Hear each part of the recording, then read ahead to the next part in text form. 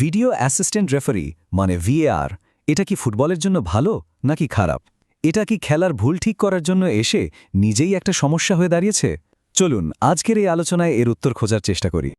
The গার্জিয়ানের এই লাইনটা দেখুন, so near yet so far. কি অসাধারণভাবে বলা, তাই না?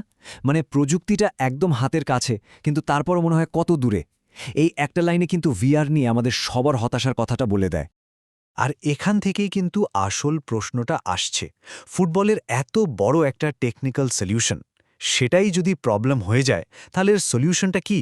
ভাবুন একবার, ভিআর আনা হয়েছিল সব বিতর্ক থামিয়ে দেওয়ার জন্য, আর এখন ভিআর নিজেই সবচেয়ে বড় বিতর্কের কারণ।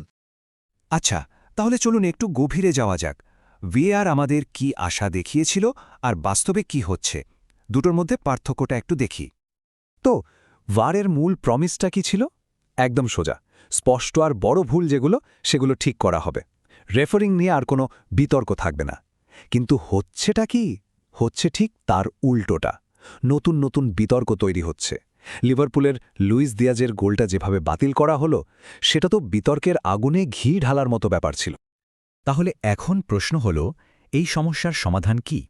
চলুন কিছু জনপ্রিয় আইডিয়া দেখে নিই, যেগুলো মিডিয়া আর ফ্যানদের কাছ থেকে আসছে। প্রথমেই যে কথাটা আসছে সেটা হলো স্বচ্ছতা, মানে সব কিছু ওপেন করে দেওয়া। ধরুন মাঠের রেফারি আর ভিএআর রুমে যারা আছেন, তাদের কথাবার্তা যদি আমরা শুনতে পেতাম, তাহলে কিন্তু অনেক কনস্পিরেসি থিওরি কমে যেত। আমরাও পরিষ্কারভাবে বুঝতে পারতাম কেন একটা সিদ্ধান্ত নেওয়া হলো। এরপর আসছে সেমি অটোমেটেড অফসাইড। এই টেকনোলজিটা কিন্তু অন্য অনেক টুর্নামেন্টে দারুণ কাজ করছে। এর সবচেয়ে বড় সুবিধা কি জানেন? অফসাইডের সিদ্ধান্তগুলো আসে অনেক তাড়াতাড়ি। ফলে লম্বা সময় ধরে খেলা থামিয়ে রাখার যে বিরক্তি, সেটা আর থাকে না। আরেকটা আইডিয়া আছে, বেশ ইন্টারেস্টিং। সেটা হলো প্রাক্তন ফুটবলারদের ভিএআর টিমে নিয়ে আসা। ব্যাপারটা ভাবুন তো, একজন রেফারি একটা ট্যাকেলকে যেভাবে দেখেন, একজন প্রাক্তন খেলোয়াড় কিন্তু একদম অন্যভাবে দেখতে পারেন। তার অভিজ্ঞতাটা ভিন্ন। এতে সিদ্ধান্তে একটা নতুন ডাইমেনশন আসতে পারে। আর সবশেষে ম্যানেজারদের হাতে পাওয়ার দেওয়া, অনেকটা টেনিস বা ক্রিকেটের মতো। প্রত্যেক হাফে ম্যানেজারদের এক বা দুটো চ্যালেঞ্জের সুযোগ দেওয়া হলো। তখন তারাই ঠিক করবেন কোন ঘটনাটা ভিএআর দিয়ে চেক করা দরকার। তো এগুলো গেল মিডিয়া আর ফ্যানদের কথা, কিন্তু যারা ফুটবলের নিয়মকানুন বানান, মানে ডিআইএফএবি, তারা কি ভাবছেন? তাদের ভাবনাটা কিন্তু একটু অন্যরকম। তারা টেকনোলজির থেকেও বেশি জোর দিচ্ছেন খেলোয়াড়দের আচরণ আর সিস্টেমটা বদলানোর ওপর। আর এই ছবিটাতেই তাদের মূল চিন্তার জায়গাটা পরিষ্কার বোঝা যাচ্ছে। তাদের কাছে আসল সমস্যা শুধু টেকনোলজির ভুল নয়, আসল চিন্তাটা হলো খেলার স্পিরিট বাঁচিয়ে রাখা আর রেফারিদের সম্মান রক্ষা করা।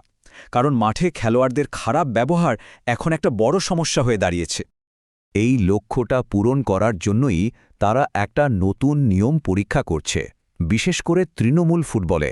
নামটা হলো সিনবিন, মানে হলো অস্থায়ী বহিষ্কার।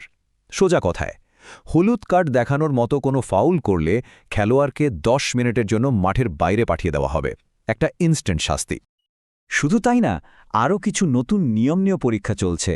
যেমন রেফারিকে যাতে সবাই মিলে ঘিরে ধরতে না পারে, সেজন্য শুধু ক্যাপ্টেনরাই তার সাথে কথা বলতে পারবে। আবার খুব উত্তেজনা তৈরি হলে একটা কুলিং অফ পিরিয়ড রাখা হবে। আর একটা বড় উদ্যোগ হল ভিএআর-এর ফাইনাল ডিসিশনটা রেফারি নিজেই পুরো স্টেডিয়ামকে জানাবেন। তো একদিকে যেমন নিয়ম বদলানোর কথা হচ্ছে, অন্যদিকে টেকনোলজি কিন্তু থেমে নেই। চলুন এবার একটু ভবিষ্যতের দিকে তাকাই। এমন একটা সময়ের কথা ভাবি যেখানে হয়তো কোনো মানুষ নয়, সিদ্ধান্ত নেবে আর্টিফিশিয়াল ইন্টেলিজেন্স বা এআই। হ্যাঁ, গবেষকরা কিন্তু অলরেডি এআই দিয়ে চলে এমন একটা ভিএআর সিস্টেম তৈরি করছেন। দেখুন, আসল ভিএআর কিন্তু অনেক খরচ সাপেক্ষ আর ভালো রেফারিও অভাব আছে। এ কারণেই শুধু টপ লিগগুলোতেই এটা ব্যবহার হয়। এআই কিন্তু এই সমস্যাগুলো সমাধান করে দিতে পারে। এখন এই চার্টটা দেখুন, খুব ইন্টারেস্টিং। এআই এখনও মানুষের মতো নিখুঁত হতে পারেনি, এটা ঠিক। কিন্তু পার্থক্যটা দেখুন, একজন প্রফেশনাল রেফারির নির্ভুলতার হার যেখানে 60%, সেখানে এআই প্রায় 51% পর্যন্ত পৌঁছে গেছে। মানে খুব বেশি পিছিয়ে কিন্তু নেই। কিন্তু আসল খেলাটা হলো স্পিডে। এখানে এআই মানুষের থেকে কয়েক শগুণ এগিয়ে। একটা সিদ্ধান্ত নিতে মানুষের যেখানে প্রায় 46 সেকেন্ড লাগে, এআই সেটা করে ফেলে মাত্র 120 মিলি সেকেন্ডে। ভাবা যায়, 300 গুণেরও বেশি ফাস্ট। তাহলে সবকিছু মিলিয়ে আমরা কোথায় এসে দাঁড়ালাম? একদিকে ভালো নিয়মকানুন, অন্যদিকে সুপারফাস্ট টেকনোলজি। কিন্তু এরপরেও একটা মৌলিক সমস্যা কিন্তু থেকেই যাচ্ছে, এমন একটা সমস্যা যা টেকনোলজি দিয়েও হয়তো সমাধান করা কঠিন। আর এই সমস্যাটা হলো মানুষের নিজস্ব বিচার বুদ্ধি। এই পরিসংখ্যানটা দেখুন, এটা শুনলে অবাক হতে হয়।